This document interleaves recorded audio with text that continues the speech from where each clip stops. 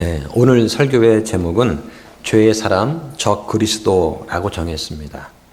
요즘에 시기적으로 이스라엘과 또 이란 전쟁이 막 또 이루어지고 있지 않습니까? 때에 맞물려서 많은 분들이 이 말세 때에 그러한 맞물려서 그런 설교를 많이 하는 것 같아요. 근데 사도 바울도 이 주의 재림 그 직전에 징조가 있다라고 하면서 특히 두 가지를 언급을 했습니다. 첫째는 떨어져 나가는 일, 배교가 있다. 두 번째는 저 죄의 사람, 저 그리스도가 나타난다라고 바울은 증명을 했어요. 주 예수 그리스도의 재림은 이 두 가지 징조가 나타나기 전에는 일어나지 않을 것입니다. 그러므로 신약 시대 성도들은 이 두 가지 징조가 나타나기 전에 주 예수 그리스도의 재림이 이르렀다고 해서 마음이 쉽게 동요되거나 당황하지 말라고 성경은 말씀을 하시는 거예요. 자, 이와 관련해서 질문이 좀 들어온 게 있어서 좀 설명을 좀 드리려고 합니다. 자, 한 가지는 구원받은 다음에 내가 어떤 죄를 짓게 되면 혹은 믿음을 내가 버리게 되면 그러면 구원을 잃어버리지 않는가 하는 그런 질문이 있었습니다. 자, 한번 찾아볼까요? 로마서 5장 8절부터 10절까지 한번 보겠습니다. 자, 8절 보니까 우리가 아직 죄인이었을 때에 그리스도께서 우리를 위해 죽으심으로써 하나님께서 우리를 향한 자신의 사랑을 당당히 제시하시느니라. 그러면 이제 우리가 그분의 피로 의롭다고 인정받았으므로 더욱더 그분을 통해 진노로부터 구원을 받으리니 이는 우리가 원수였을 때에 하나님의 아들의 죽음에 의해 하나님과 화해하게 되었다면 화해하게 된 자로서 더욱더 그분의 생명에 의해 구원을 받을 것이기 때문이라고 되어 있습니다. 자, 로마서는 우리가 은혜로 믿음을 통해서 구원을 받았다라고 하는 것을 증명하는 그러한 서신입니다. 우리의 행위로 구원받은 것이 아니에요. 따라서 우리가 어떤 일을 한다고 해서 또 어떤 일을 하지 않는다고 해서 구원을 얻거나 잃어버리지 않습니다. 왜냐하면 구원의 원천은 예수 그리스도이시기 때문에 그래요. 우리가 어릴 때 부모님과 다투고 나서 나 이제 집에 안 들어갈래요 한다고 해서 부모와 자식 관계가 끊어집니까? 그렇지 않지 않습니까? 부모 말씀을 거역했다고 해서 부모가 너 이제 호적에서 파내버리겠다 이렇게 아주 호통을 친다고 하더라도 그 부모와 자식 간의 관계가 끊어지지는 않잖아요. 아마 이런 말을 어릴 때 한 번씩은 들어보시지 않았나 싶습니다. 자, 그런 성경은 뭐라고 합니까?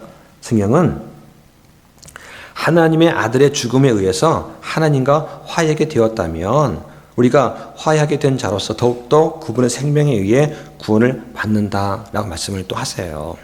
자, 하나 더 보겠습니다. 디모데후서 2장 13절 보시죠. 우리가 믿지 아니하여도 그분은 항상 신실하시니 그분은 자신을 부인하실 수 없느니라. 자, 여기서 보니까 우리가 믿지 아니하여도 라는 말 나옵니다. 자, 믿지 아니하여도 그분은 신실하시니 자신을 부인할 수 없느니라. 자, 설령 내가 받은 구원을 믿지 못하겠다고 말을 한다더라도 또는 내가 구원받은 것이 확신이 들지 않는다고 하더라도 중요한 것은 내가 죄인인 것과 예수 그리스도를 나의 구원자로 인정하고 받아들였다면 그 확신이 가끔 들지 않는다고 하더라도 다시 말해서 우리가 믿지 아니하여도 우리 안에 들어오신 예수님은 나가지 않으시는 거예요. 이걸 기억하셔야 됩니다. 우리 안에 들어오신 성령님은 나가지 않으세요. 성령님께서 내 안에 들어오신 것은 내 행위 때문에 들어오신 것이 아니기 때문에 내가 어떤 잘못을 한다고 하더라도 나가지 않으신다.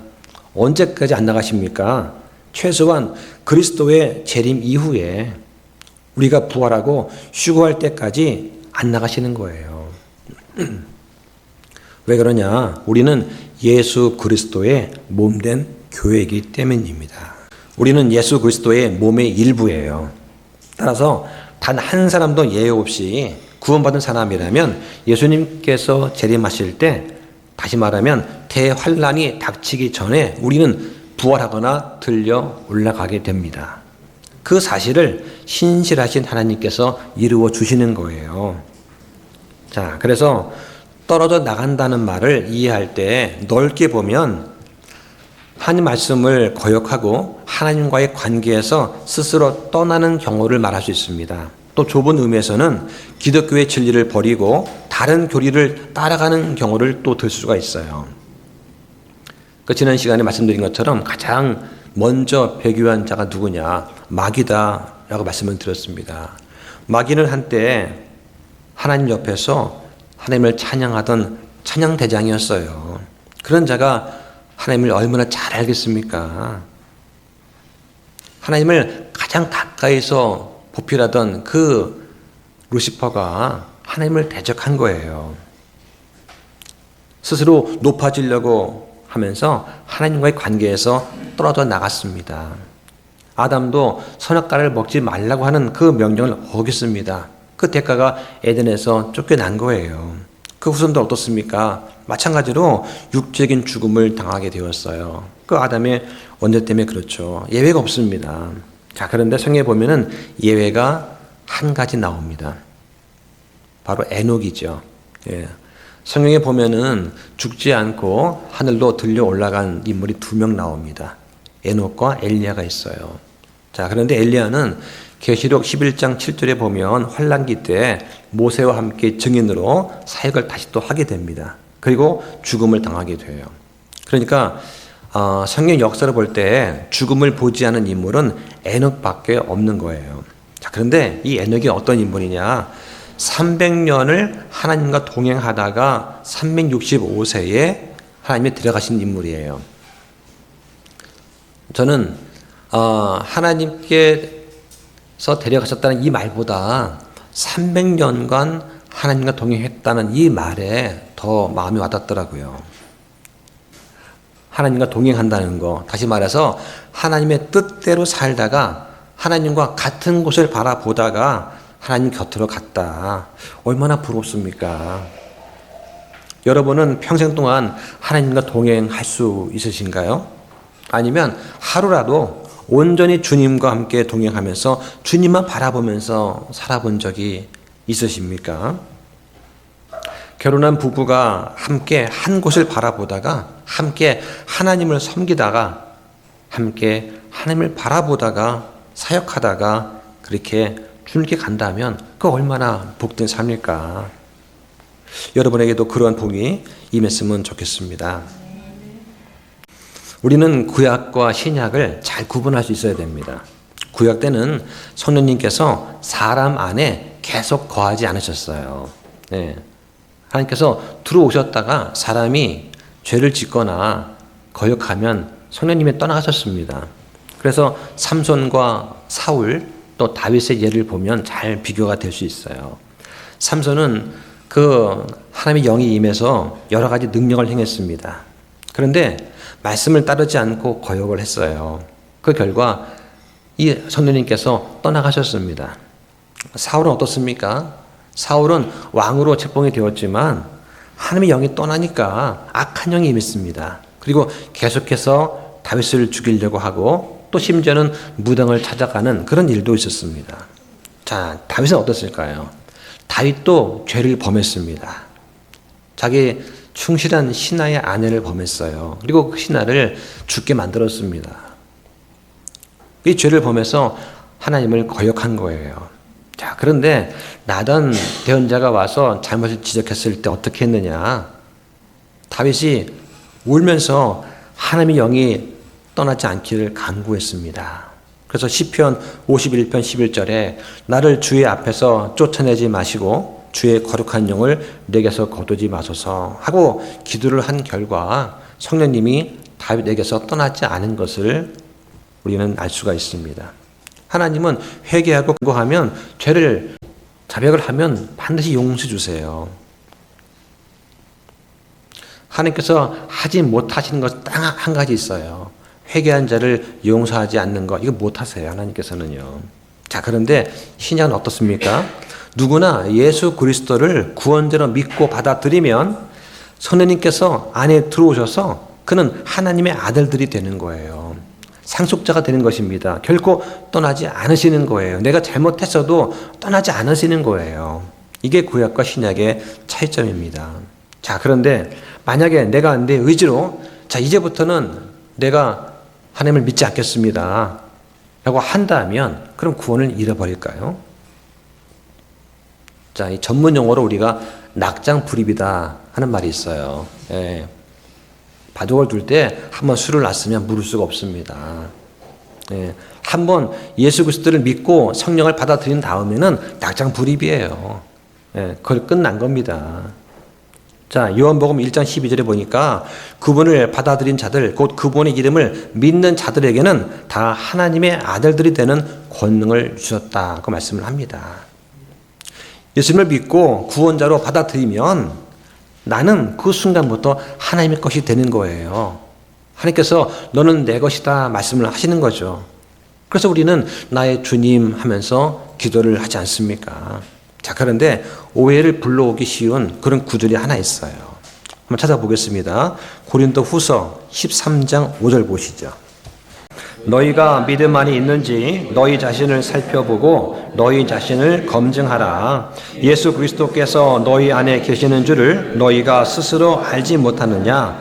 알지 못한다면 너희는 버림받은 자들이니라. 자, 이 말씀을 한번 잘 보면 좋겠습니다. 여기서 알지 못한다면 너희는 버림받은 자들이니라. 자, 이 말씀 때문에 많은 사람들이 걸려 넘어지는 경우가 있어요. 자, 이거를 영어 킹잼 성경으로 보면은 어떻게 되어 있느냐? 알지 못한다면 이 부분의 영어 단어가 except예요. except be reprobate라고 되어 있습니다. reprobate란 말은 버림받았다는 뜻이 되거든요. 자, 그런데 except란 단어의 뜻이 뭐냐? if not이에요. 뭐뭐 하지 않는다면. 그런데 except 앞에 코마가 찍혀 있어요. 그러니까 except ye be reprobate라는 단어가 한 묶음인 거예요. 다시 말하면 너희가 버림받은 자들이 아니라면 이게 한 묶음인 거예요.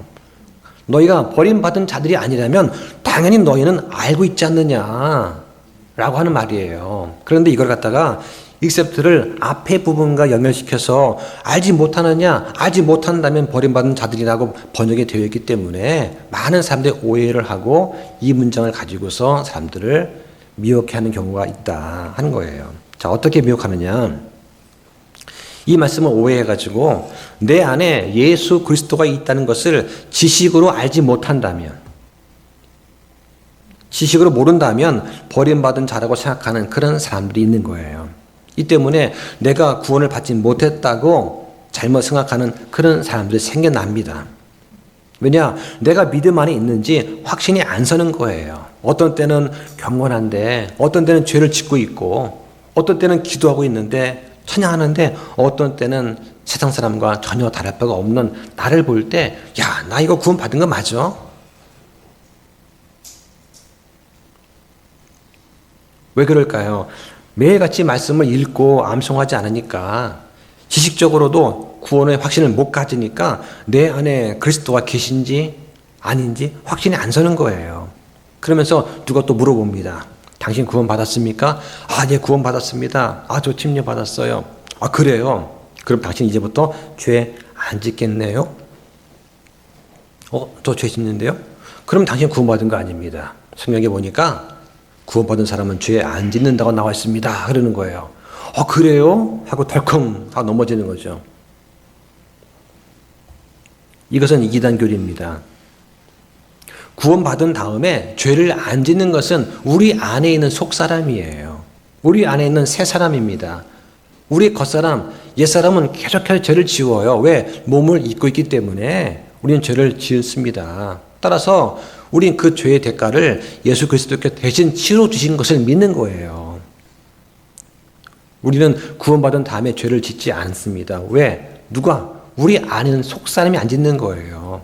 그런데 이걸 속사람과 겉사람을 구분 못해서 그런 지식이 없으니까 누가 와서 당신 구원받았으면 죄 안 짓겠네요? 아닌데요, 저 죄 짓는데요. 그럼 당신은 구원 못 받은 겁니다. 이렇게 밀어붙이면 그럼 걸려 넘어진다는 것입니다. 이게 구원파의 교리예요. 구원파가 전도할 때 그렇게 전도를 하는 거예요. 구원 받았습니까? 네. 그럼 죄 안 짓겠네요? 아직 안 짓는데요. 당신은 구원 다시 받아야 됩니다. 하고 데려가서는 구원 길을 또 가르치는 거예요. 그러다 보면 넘어가는 거예요, 구원파로. 이 구원파의 방식인 거예요. 자, 또 어떤 사람은 이렇게 말을 합니다. 구원 받았다면 죄를 지어서는 안 됩니다. 선한 행위를 해야 됩니다. 믿음의 선한 열매가 나타나야 됩니다. 하면 자꾸만 선한 행위를 강조하는 거예요. 그러다 보면 소위 주제권 구원을 강요하는 그런 문제가 생기는 거예요. 구원받은 사람이라면 당연히 열매가 드러나야 된다. 죄를 지으면 안 된다 하면서 계속해서 선한 행위를 강조한다. 대표적인 사람이 존 메가더 같은 사람입니다. 로드십 셀베이션이라고 하는 거예요. 이들은 구원받은 이후에 죄를 지으면 안 된다고 주장합니다. 구원받은 이후에 죄를 지으면 그건 구원받은 것이 아닐 수도 있다라고 하는 거예요. 그런데 누가 죄를 안 짓습니까? 다 짓잖아요. 그러니까 계속해서 회개를 강요하고 성도를 억압하고 누르는 일이 생겨날 수밖에 없다는 거예요. 이 원인은 말씀을 잘못 이해해서 그런 거예요. 자, 마찬가지로 오늘 이 데살로니가 사람들도 예수 그리스도의 재림이 가까이 왔다고 하니까 그래? 이미 온 것 아닌가? 혹시 지나간 것은 아닌가? 내가 있는 이곳에는 오시지 않았는데 혹시 이곳을 피해서 다른 곳에 오신 것은 아닌가 하면서 여러 가지 오해와 불안이 생겨났습니다. 분명히 바울이 가르치기를 재림이 있기 전에 여러 징조가 있다 했는데 사람들이 오해를 한 거예요. 그 원인이 뭐냐? 바로 거짓 교사들의 선동이 있었습니다. 자, 오늘 본문은 보시죠. 오늘 본문에 2장 3절에 보니까 아무도 어떤 방법으로든 너희를 속이지 못하게 하라. 먼저 떨어져 나가는 일이 일어나고 저 죄의 사람 곧 멸망의 아들이 드러나지 아니하면 그날이 오지 아니하리라. 예수 그리스도의 재림 직전에 첫 번째 징조는 배교입니다. 특히 중세시대 1000년 동안은 신앙적으로 변절된 그런 시대였습니다. 16세기 종교개혁이 있기 전에 교회는 배교의 상태에 있었습니다. 그래서 루터와 칼빈 같은 개혁자들은 로마 천주교회를 배교한 그런 단체로 보았습니다. 그러다가 종교개혁이 일어났고 성경과 복음에 기초한 개신교회가 나타난 거예요. 하지만 이 개신교회조차도 천주교에서 나오면서 천주교회 가지고 있는 사람이 만든 전통을 일부를 그대로 가지고 나왔습니다. 그 결과 어떻습니까? 종교개혁이 일어난 지 500년이 지났어요. 하지만 개신교회는 또다시 배교의 상태에 떨어져 있습니다. 그 대표적인 증거가 뭐냐? 성경의 근본 진리를 부정하는 자유주의 신학을 용납하고 받아들인 거예요. 이 자유주의 신학이 뭐냐? 성경의 권위와 성경의 무오류를 부정합니다. 세상에 완벽한 성경이 어딨냐 하면서 성경이 완전한 것을 인정하지 않아요. 예수 그리스도의 성육신 부인합니다. 신성 부인합니다. 대속의 죽음, 부활하심, 또 재림 부정합니다. 세상에 있는 많은 대다수의 개신교단들이 신학적으로 자유주의적이거나 자유주의를 지금 포용하는 그런 상태예요. 더군다나 지금 개신교회들은 천주교회와의 화합과 교제, 일치를 지금 추구하고 있습니다. 이런 것들이 바로 배교의 특징이다 할 수 있어요. 그래서 오늘날은 이 배교와 타협과 혼란의 시대다 이렇게 제가 말씀을 드렸습니다. 이것이 바로 예수님의 재림하기 직전에 분명한 징조 중에 하나인 거예요. 자, 한번 4절 보겠습니다. 4절에 보니까 그는 대적하는 자요 또 하나님이라 불리거나 혹은 경배받는 모든 것 위로 자기를 높이는 자로서 하나님처럼 하나님의 성전 안에 앉아 자기가 하나님인 것을 스스로 보이느니라. 아직 이 일은 일어나지 않았습니다. 재림의 또 하나의 징조는 저 죄의 사람, 적 그리스도가 나타나는 거예요. 죄의 사람은 죄와 불법으로 가득한 자입니다. 결국 멸망할 것입니다. 그래서 멸망의 아들이다 라고 성경은 표현합니다. 또 대적하는 자, 적 그리스도라고 하는 거예요. 이 적 그리스도는 요한계시록 13장에 예언된 첫 번째 짐승, 곧 하나님을 회방하고 성도들을 핍박할 자를 가리키는 거예요. 그는 자신을 높여서 성전에 앉아서 자신을 하나님이다 이렇게 외치게 될 것입니다. 학자는 이 적 그리스도가 누구냐? 아마 자기를 신격화시키는 강력한 독재자나 아니면 독재 국가라고 보는 경향이 있어요. 자, 적 그리스도는 어떤 존재인가 좀 설명을 드리겠습니다. 적 그리스도는 말 그대로 그리스도를 반대하는 자입니다.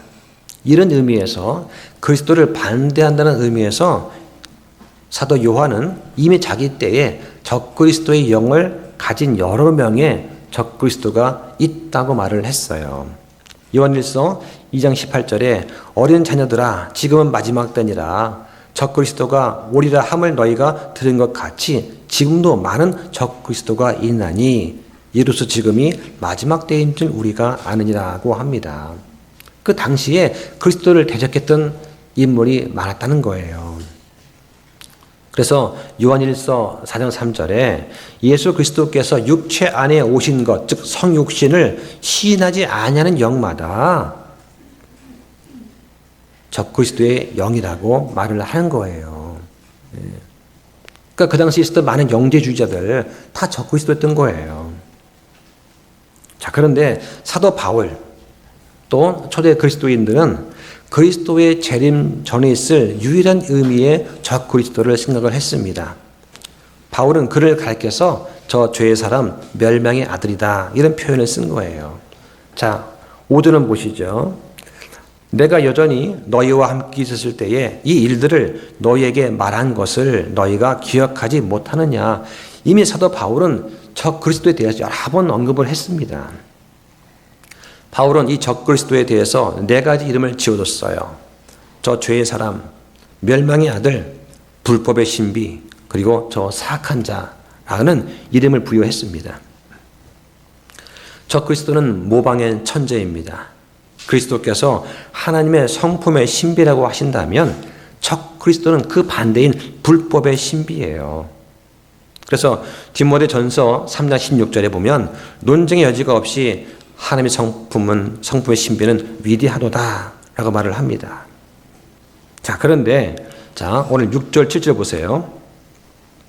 그가 그의 때에 드러나게 하려고 무엇이 저지하고 있는지 지금 너희가 알고 있나니 불법의 신비가 이미 일하고 있으나 다만 지금 막고 있는 이가 길에서 옮겨질 때까지 막으리라고 합니다. 한마디로 이 불법의 신비는 즉 적 그리스도는 사탄의 어떤 초능력 인간일 것입니다. 그는 거듭나지 않은 사람들을 미혹할 수 있는 놀라운 재능, 매혹적인 어떤 힘, 여러 방면에 능통한 업적을 또는 초자연적인 어떤 지혜와 놀라운 통치권, 행정 능력, 아마 이런 것을 가지고 나타날 거예요. 그러다 보니까 예전에 프랑스 대통령이 그 젊은 나이에 대통령 나타났을 때 어떤 목사들은 저 사람이 적 그리스도 아니겠느냐 뭐 이런 말을 한 적도 있어요. 지금 불법의 신비가 이미 활동하고 있습니다. 그런데 이 일이 생기는 것을 무언가가 지금 막고 있다고 6절에서 말씀을 한 거예요. 자, 이거 참 중요한 겁니다. 자, 지금 막고 있는 이는 남성 명사입니다. 어떤 인격체를 말하는 거예요. 그는 길에서 옮겨질 때까지, 즉 하나님의 계획의 한 중간에서 옮겨질 때까지 적 그리스도를 막고 있습니다. 그러자면 이 인격체는 적 그리스도에게 어떤 권능을 부여하는 사탄보다 힘이 강해야 할 거 아니겠습니까? 그럼 이 우주 공간에 이렇게 할 능력을 가진 존재가 누구일까요? 삼일째 하나님밖에 없어요. 이런 분은 오직 성령님이십니다. 그러므로 성령님께서 하나님의 교회 계획에서 옮겨지셔야지만 적 그리스도가 나타나는 거예요. 지금 성령님께서 적 그리스도가 출현하는 것을 막고 있습니다. 그럼 성령님께서 이 일을 안 하시게 되면 적 그리스도가 오는 거예요. 그러면 성령님은 지금 어떤 일 하십니까? 우리 이 교회는 성령님께서 내주하는 그런 모임입니다. 여러분 가운데 성령님이 다 들어와 계시고 이 예배 가운데 성령님이 임하시는 겁니다. 성령님은 그리스도를 높이는 일만 하세요. 우리가 그래서 모여서 그리스도를 찬송합니다. 우리는 그리스도를 높이는 설교를 합니다. 우리는 그리스도의 이름으로 기도를 하는 거예요. 아무리 교회가 작고 약해도 충분히 적 그리스도를 저지하는 힘을 발휘하는 것입니다. 지금 성령님께서는 이 땅에 계세요. 성령님은 환란기에도 있고 천년왕국 때도 계십니다. 그런데 지금 우리 은혜 시대, 이 교회 시대에는 성도들 안에 영원토록 내주하시는 거예요. 이게 성령님이 지금 하시는 일입니다. 하나님의 구원 계획 속에서 성령님께서 여러분 안에 계신다. 성령님의 내주 사역이세요. 이거는 오직 신약 교회에만 상관이 있는 것입니다. 구약 때는 사람이 몸 안에 성령님이 계시지 않았어요. 왔다가 나갔다 하셨단 말이죠. 그래서 성령님의 내주하심이 끝나는 그 일이 바로 교회가 휴거되는 사건입니다. 그래서 환난전 휴거인 거예요. 성령님께서 각 성도의 몸 안에, 교회 안에 내주하시는 이 교회가 휴거가 되면 하나님의 그 구원 계획 속에서 성령님께서 하신 일이 끝나는 겁니다. 그러면 성령이 맡고 계시는 이 적그리스도가 본격적으로 활동을 시작을 한다는 거예요. 성령님께서는 저 예언된 죄의 사람이 나타나지 못하게 지금 맡고 계신 거예요. 아직 예수 그리스도의 재림의 때가 되지 않았기 때문입니다. 하지만 성령님께서 그 맡고 계시는 일을 놓아버리신다면 저 죄의 사람, 저 그리스도는 세상에 자기의 모습을 드러낼 것입니다. 이걸 잘 기억하셔야 돼요. 자, 오늘 본문 8절 보십시오.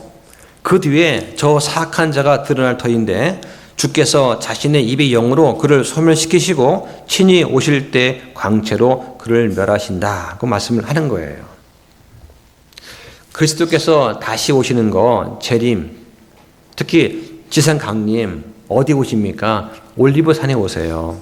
스가랴서 14장 4절에 그날에 그분의 발이 예루살렘 앞 동쪽에 있는 올리브산 위에 설 것이요 올리브산이 거기 한가운데서 동쪽과 서쪽 갈라짐으로 심히 큰 골짜기가 생길 것이며 그 산의 반은 북쪽으로 반은 남쪽으로 이동하리라고 예언되어 있습니다.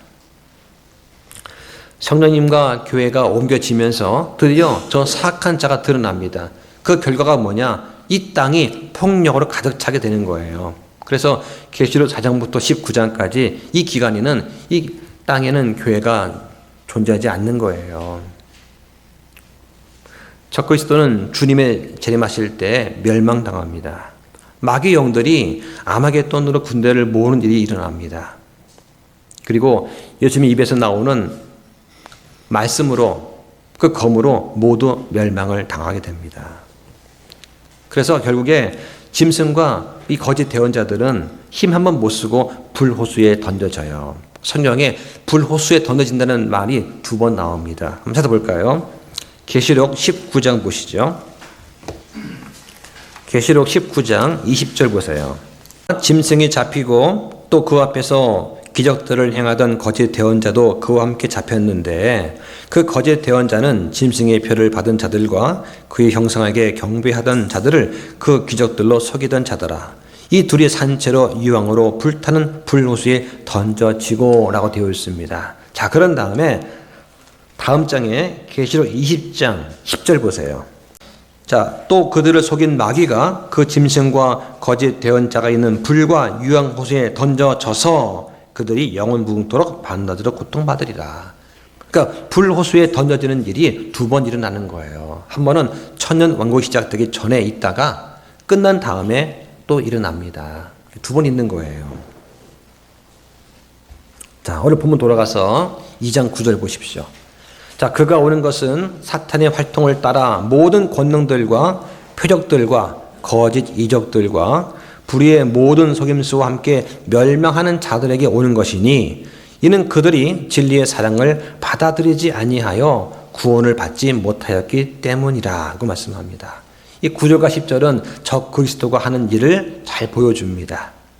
그리스도께서 하나님의 아들이신 것처럼 이 모방의 천재인 적 그리스도는 사탄의 분신인 멸망의 아들이에요. 적 그리스도는 사탄의 권능을 입은 자입니다.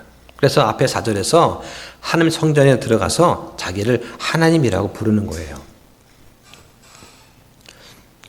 역사상 아직 한 번도 이런 자가 없었습니다. 이 적그리스도는 사탄에게서 권능을 부여받아서 사탄처럼 활동을 합니다.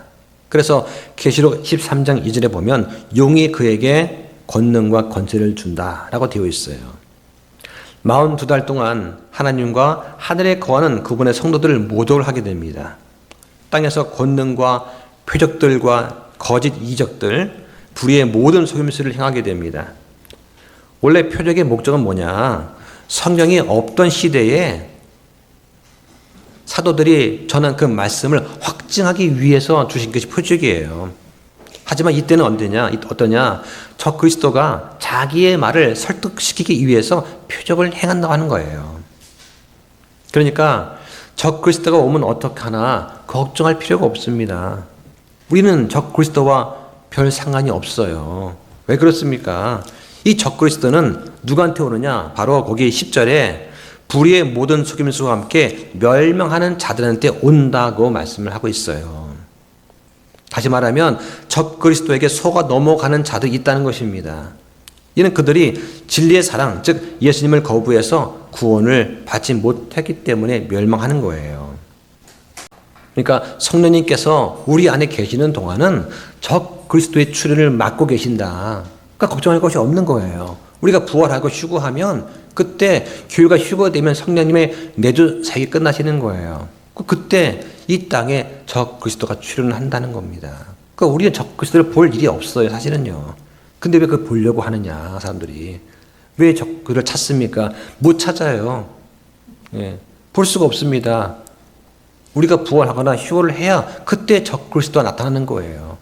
예, 성령님께서 막고 계십니다. 그런데 자꾸 적 그리스도를 찾으려고 하고 무슨 베리치빈이 666 이걸 찾으려고 하면 안 된다는 거예요. 자, 여기까지 내용을 좀 정리해 보겠습니다. 사도 바울은 저 죄의 사람의 활동에 대해서 몇 가지로 지금 증거하고 있습니다. 첫 번째는 죄의 사람의 활동의 근원은 바로 사탄 마귀라는 거예요. 예. 적 그리스도는 사탄의 활동을 따라서 오게 됩니다.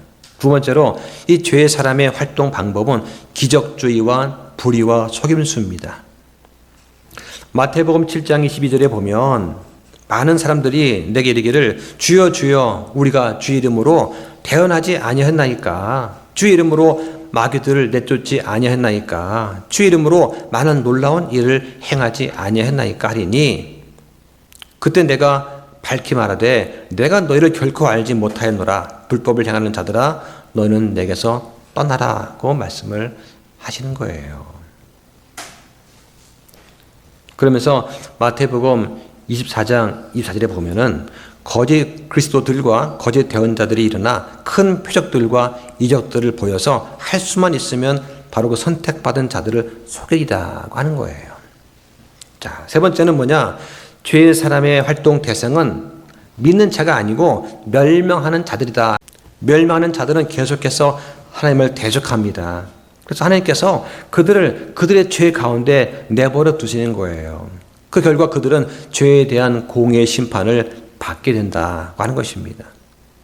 장차 나타날 저 죄의 사람은 멸망하는 자들한테만 활동한다는 거예요. 우리는 관계가 없다. 이걸 기억하시면 좋겠습니다. 자, 네 번째는 이 죄의 사람이 멸망하는 자들한테 활동하는 이유가 뭐냐? 그들이 진리의 사랑을 받아들이지 않았기 때문이라고 하는 거예요. 진리의 사랑은 복음의 진리에 나타난 하나님의 사랑을 가리키는 것입니다. 복음을 받아들이는 사람들, 하나님의 사랑을 받아들이는 그 사람들은 구원을 얻지만 멸망하는 사람들은 이 진리의 사랑을 받아들이지 않아요. 그 결과 그들은 죄의 사람을 따르게 된다고 말씀하는 겁니다. 자, 오늘 본문 또 11절 보시죠. 이런 까닭으로 하나님께서 그들에게 강한 미혹을 보내사 그들이 거짓말을 믿게 하시리니 이것은 진리를 믿지 아니하고 불의를 기뻐한 그들이 다 정죄를 받게 하려 하십니다.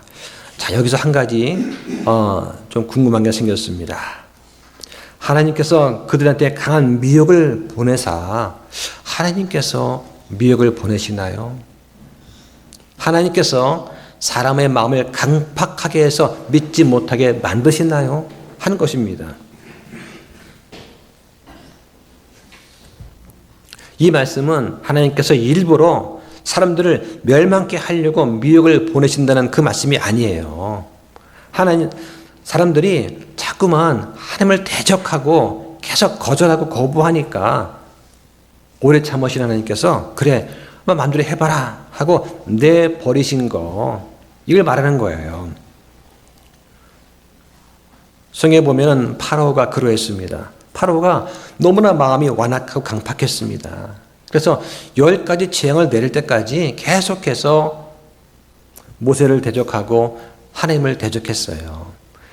재앙을 경험하고도 하나님을 믿지 않으니까 그의 원대로 하나님께서 강팍하게 내버려 두셨습니다. 이걸 성경은 하나님이 그를 강팍하게 하셨다라고 표현을 하는 거예요. 강팍하게라는 말이 성경에 32번 나옵니다. 그 가운데 주를 대적하는 자들의 마음을 강팍하게 하셨다는 그 표현이 13번 나옵니다. 출애굽기에만 9번이 나와요. 이걸 보실 때마다 하나님께서 사람의 마음을 강팍하게 하셨다고, 믿지 못하게 하셨다고 라고 오해하시면 안 된다는 거예요. 사람들이 하도 마음이 완악하고 하도 강팍하니까 그래, 네 마음대로 해봐라 하고 벌어두신 거다. 여러분들 전도할 때 어떠십니까?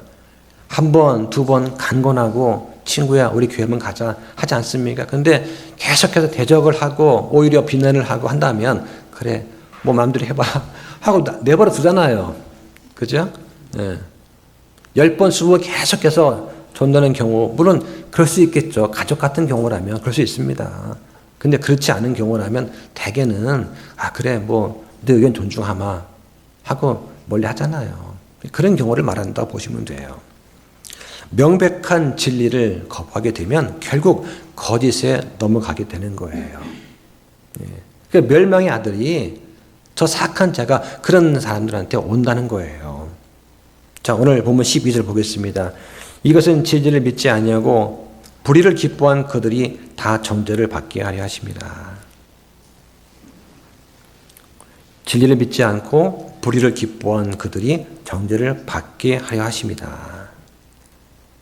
자, 그렇다면 만약 제가 오늘 복음을 전해 들었습니다. 그런데 예수 그리스도를 내가 받아들이기도 전에 오늘 밤에 주님 오셨어요. 이미 부활과 휴거가 다 일어났습니다. 눈을 떠보니까 많은 사람이 없어진 거예요. 그러면 나는 환난기에서 참아내야 될 거 아니에요. 그죠? 그럼 난 환난기에서 구원받지 못하느냐? 그렇지 않습니다. 환난기에서도 구원받는 많은 성도가 있어요. 다만 환난기에서 구원은 대단히 힘든 겁니다. 지금 교회 시대에서는 예수 그리스도를 믿기만 하면, 예수님을 나의 구원자라 믿고 받아들이기만 하면 구원을 받습니다. 그런데 환난기 때는 안 그래요. 지금은 예수님 믿습니다 하면은 성령께서 내 안에 들어와셔서 내 안에서 함께 동행하시면서 계속해서 나를 보증하시고 나 인도하신단 말이에요. 근데 환난기 때는 성령님이 사람 몸 안에 안 들어오신단 말이에요. 내 주 끝나셨습니다. 짐승의 표를 받으면 안 되고 도망 다녀야 되고 잡히면 순교해야 되는 거예요. 지금은 믿기만 하면 구원받지만 환난기 때는 짐승의 표를 받지 않고 끝까지 인내하거나 순교하는 것 외에는 구원받을 길이 없는 거예요. 그럼에도 이제 그때 하면 적 그리스도의 실상을 안 많은 사람들이 환난기에서 구원을 받게 됩니다. 한번 보실까요? 요한계시록 7장 9절 보시죠. 이 일 뒤에 내가 보니 보라, 아무도 셀 수 없는 큰 무리, 이게 바로 환난 성도예요. 큰 무리, 곧 모든 민족들과 족속들과 백성들과 언어들에 속한 큰 무리가 흰 예복을 입고 손에 종려나무 가지를 든 채 왕자 앞과 어린 양 앞에 서서 큰 음성으로 외치르되 구원이 왕자에 앉으신 우리 하나님과 어린 양께 있도다 하더라. 환난기 때도 많은 사람들이 구원을 받는 일이 일어납니다. 근데 그들은 교회 성도가 아니에요. 예수 그리스도의 몸된 교회가 아닌 것입니다. 그냥 환난 성도라 부르는 거예요. 자, 그런데 그 와중에 하나님의 진노하심을 보고도 회개하지 않는 사람들이 매우 많다는 거예요.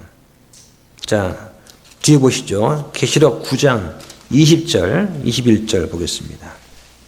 20절에 이 재앙들에 의해 죽임을 당하지 아니하고 남은 사람들은 여전히 자기 손의 행위들을 회개하지 아니하며 마귀들과 또 금과 은과 놋과 돌과 나무로 만든 우상들 곧 보거나 듣거나 걸을 수 없는 우상들에게 경배하는 것을 그치지 아니하고 또 자기들이 행한 살인과 마법과 음행과 도둑질을 회개하지도 아니하더라.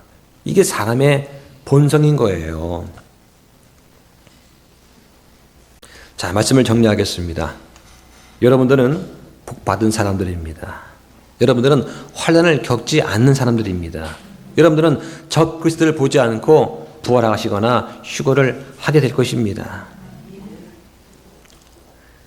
주님의 재림에 대한 오해를 바로잡기 위해서 바울이 이 재림하시기 전에 있어야 될 두 가지 사건에 대해서 대언을 했어요. 첫 번째는 배교하는 일이 반드시 올 것이다. 또 하나는 불법의 사람이 나타나야 된다라고 하는 거예요.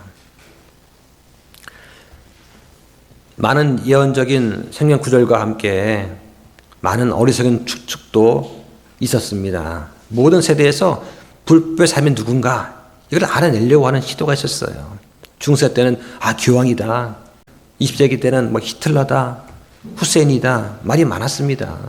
하지만 많은 사람들이 확신하면서 누구를 밝혀냈다고 말을 하지만 지나고 나니까 다 잘못된 거였어요. 중요한 것은 지금 성령님께서 적 그리스도를 막고 계시다는 거다. 언제까지 막습니까? 우리가 휴거될 때까지 막아요.